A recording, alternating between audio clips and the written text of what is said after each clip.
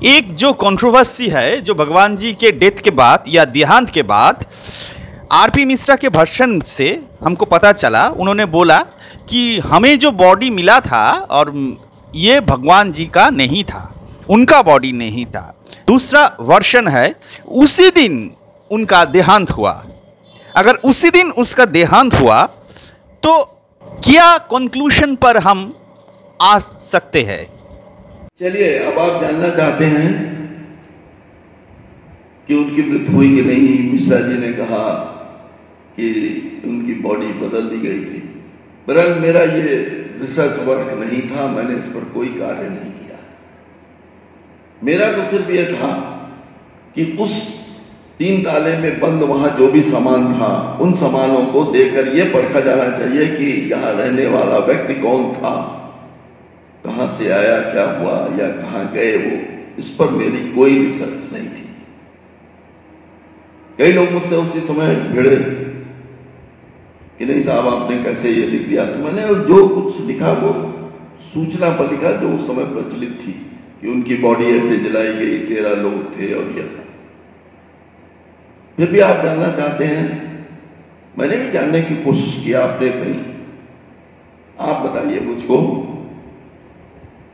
कि 16 की रात में उनकी डेथ होती है। माता जी दौड़ करके, माता सरस्वती देवी जो उनकी परिचारिका थी, वो दौड़ करके डॉक्टर मिश्रा के यहाँ जाती हैं, उनको बताती हैं कि भगवान जी की तबीयत खराब हो रही है। उसी के बाद वो आगे बढ़ करके जाती हैं, डॉक्टर बलम जी के यहाँ बताती हैं, उनके लड़के को बताती हैं और वो लौट करके आती हैं। मिश्रा जी तुरंत आ जाते हैं। डॉक्टर बनर्जी और उनकी वाइफ रीता बनर्जी ये कुछ देर में आते हैं मरीजों को देखने के बाद। तब तक भगवान जी की तबीयत काफी खराब हो चुकी थी। जब ये पहुंचते हैं और ये उनके हार्ट पर दबाव वबा करके देखते हैं, वो करते हैं। फिर उनकी डेथ हो जाती है। उसी समय किसी बात को लेकर कोई झगड़ा मिश्रा जी में और इनमें होता है, तो डॉक्टर बनर्जी गुस्सा के चले जाते हैं संभवतः, और माता जी रात में ही चली जाती हैं बस्ती अपने लड़के को बुलाने। तो रात में अब कोई नहीं रहता। अब रहता कौन है? मिश्रा जी, मिश्रा जी के परिवार और वहां के रहने वालों ने बताया। मैं आज आपको स्पष्ट रूप से बताता हूं कि बहुत सा सामान, ये बात शक्ति सिंह ने भी बताई मुझे बाद में, और वहां रहने वाले एक रिप्रेजेंटेटिव थे गुप्ता जी, उन्होंने बताई कि कई अटैचियों में काफी सामान वहां से रख करके कुछ लोग बाहर लेकर गए और इनका परिवार रात भर होते वहां था। चलिए, जो भी हुआ हो, ये तो काम पुलिस का था, पता लगाती कैसे क्या हुआ। पुलिस बिल्कुल इंटरफेयर नहीं कर रही है। उसके दूसरे दिन होता क्या है कि 10-11 बजे डॉक्टर राय आ जाते हैं, उनको सूचना मिलती, वो आते हैं।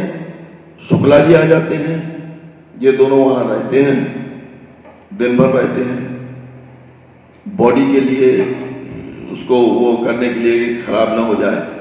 मिश्रा जी कहते हैं कि मैंने टेलीग्राम कर दिया कलेक्टर से, कुछ लोग आने वाले हैं, उनके निर्देश के अनुसार ही आगे का कार्यक्रम होगा। तो बर्फ लाई जाती है कि बॉडी डिकम्पोज ना हो जाए, रख दी जाती है।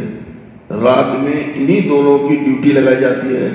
सवेरे सवेरे माता जी और उनका लड़का भी आ चुका होता है और ये लोग फिर से रात भर पूरी मिश्रा जी के परिवार चला जाता है कि आप देखिए यहाँ रात में।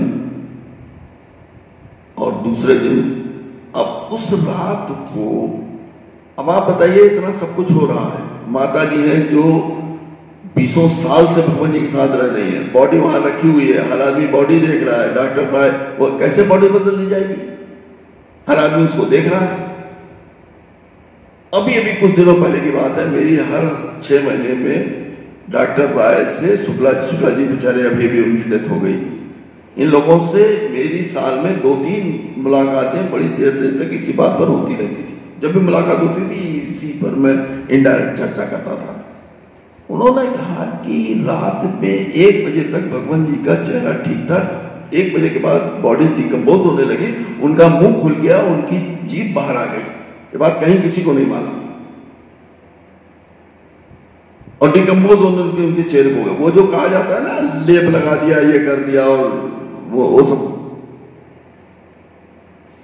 हमारी समझ से बेवकूफी वाली बातें, कुछ ऐसा नहीं हुआ। वो बॉडी डिकम्पोज होने लगी और वो हुआ, और रात में ये लोग वहीं हैं। और दूसरे दिन जब ये हुआ कि कोई टेलीग्राम नहीं हुआ है कलकत्ता से, अब इनको जो है इनका वो कर दिया जाए, दाह संस्कार कर दिया जाए, और ये है वो वाले एक अलग किस्सा है कि डॉक्टर मिश्रा ने कहा कि मैंने पुलिस DIG साहब से कह के और पुलिस से वो टेलीग्राम कराया है, जबकि वास्तविकता ये थी कि कोई टेलीग्राम नहीं हुआ था। वो सब अलग किस्सा है, वो उन लोगों से आप लोग बात करें तो देखें। तो कहने का मतलब ये हुआ, मेरी समझ से आता है कि जब बॉडी वही है, देख रहे हैं, उतने लोग सुख देख रहे हैं, पंडा जी भी आ जाते हैं। पंडा जी कई साल तक अयोध्या में उनके साथ रहे हैं, उनको देखा है, उनके लिए सेवा की, उनको खाना खिलाया, नहीं पहचानेंगे बॉडी को। माता जी 20 साल से साथ में रहे, नहीं पहचानेंगे बॉडी को। वो क्यों झूठ बोलेंगी? और मरते उसके बाद भी, मरने के बाद मेरे यहाँ अक्सर आती रही, बहुत दिनों तक मेरे घर आती रही है, मुझसे मिलती रही है, और लोगों से मिलती रही है, शुक्ला जी के घर जाती रही है। तो भाई मेरी जो सामान्य दृष्टि से है कि इन लोगों का भी यही कहना है, सबका कहना है, वही बॉडी थी, वही बॉडी जलाई गई, वही था। अब वो बॉडी बदल दी गई, किसकी बॉडी बदल दी गई, कब बदल दी गई, कैसे आए, इतनी लाश कैसे आ गई, ये लाश, ये सब मुझे भाई मेरे नहीं समझ में आता। अच्छा, पुलिस को नहीं पता लगा कि भाई कितना बड़ा कांड हो गया, अशोक टंडन से क्यों नहीं पूछा गया? एक उसी राज्य मैंने खबर चापी थी तो कोतवाल मेरे पास आता है, इंस्पेक्टर ऑफ सिटी का।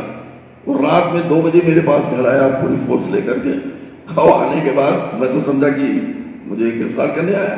मैंने कहा चलूं? बोला नहीं यार, मुझको एक बात बताओ, तुमको ये सब पता कैसे चला? अरे बड़े विचित्र आदमी है। अरे पूरा अखबार में मैंने लिख रखा है, कैसे कैसे पता चला, क्या स्टोरी है, आप मुझसे पूछ रहे हैं।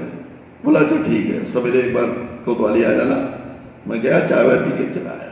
कहने मतलब पुलिस ने भी कुछ स्वीकार नहीं किया। आप सोच सकते हैं कि मैंने इतना बड़ा लिख दिया, इतना बड़ा डिफेमेशन एक आदमी के खिलाफ मैंने कर दिया, नहीं था। मुझसे आज तक 39 साल 39 ईयर्स है बीन पास, किसी ने नहीं पूछा कि आपने ऐसी खबर क्यों छापी, कहां से छापी, आपको कहां से मिली, किसी ने नहीं पूछा।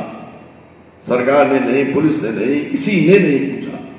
और एक चीज जो साफ बात मैं आपसे करना चाहता हूं, बताता हूं, मुझे आप बताइए कि मैंने एक प्रश्न उठाया था कि अगर वो नेताजी सुभाष चंद्र बोस नहीं थे तो कौन थे?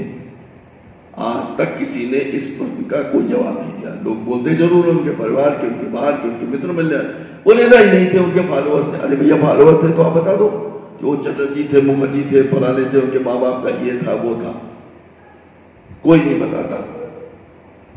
अब आपका अंतिम प्रश्न है कि सरकार इस पर क्यों नहीं कुछ कर रही है? भाई इस बारे में मैं कुछ नहीं बता सकता। ये बहुत बड़ा कूटनीतिक अंतरराष्ट्रीय स्तर का मामला है, मैं नहीं जानता। इसमें वो बंगाल की एक इतिहासकार लेडी है, नाम नहीं याद आ रहा है मुझको, उन्होंने तो पूरी रिसर्च की है कि नेताजी यहां से जाने के बाद रूस चले गए थे। मुझे उनका नाम नहीं याद आ रहा, लेडी का, बड़ी नामी लेडी है। तो वो मुझे उसमें सत्यता भी लगती है उस स्टोरी में, तो यहाँ जाने के बाद रूस में रहे और स्टालिन ने उनको अपनी कैद में या जैसे भी रखा, उनका कहना है और लोगों का कहना है।